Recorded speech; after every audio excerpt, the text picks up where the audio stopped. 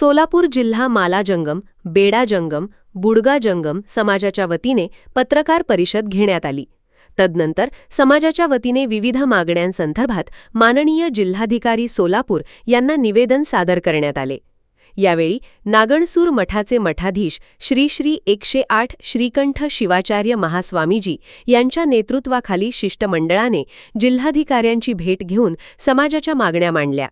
याप्रसंगी सोलापूर जिल्हा जंगम समाजाचे अध्यक्ष राजशेखर कंदलगावकर, बच्चू कडू यांचे स्वीय सहाय्यक सातलिंग स्वामी, विजयकुमार स्वामी, राजशेखर हिरेमठ, अनिलकुमार सालोडगी मठ, सिद्धय्या हिरेमठ, डॉक्टर नागेश मठ, सौ सुवर्ण स्वामी, शिवकुमार स्वामी, अप्पू स्वामी, संतोष कुमार स्वामी, बसैया स्वामी, सांभाळ, शनी मंदिराचे कलैया गणाचारी यांच्यासह समाजातील अनेक मान्यवर व समाजबांधव उपस्थित होते। शिष्टमंडळाने आपल्या मागण्यांवर सकारात्मक निर्णय घेण्याची अपेक्षा व्यक्त केली असून प्रशासनानेही निवेदन स्वीकारत त्यावर नियमानुसार कार्यवाही करण्याचे आश्वासन दिल्याची माहिती यावेळी देण्यात आली। AR news Marathi, Rupesh Dolare, Solapur.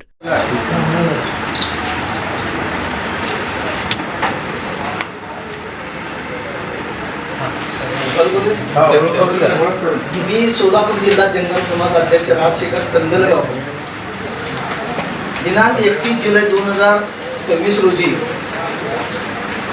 जे सोशल मीडियावरती आक्षेपाने आमच्या समाजाबद्दल बोललेले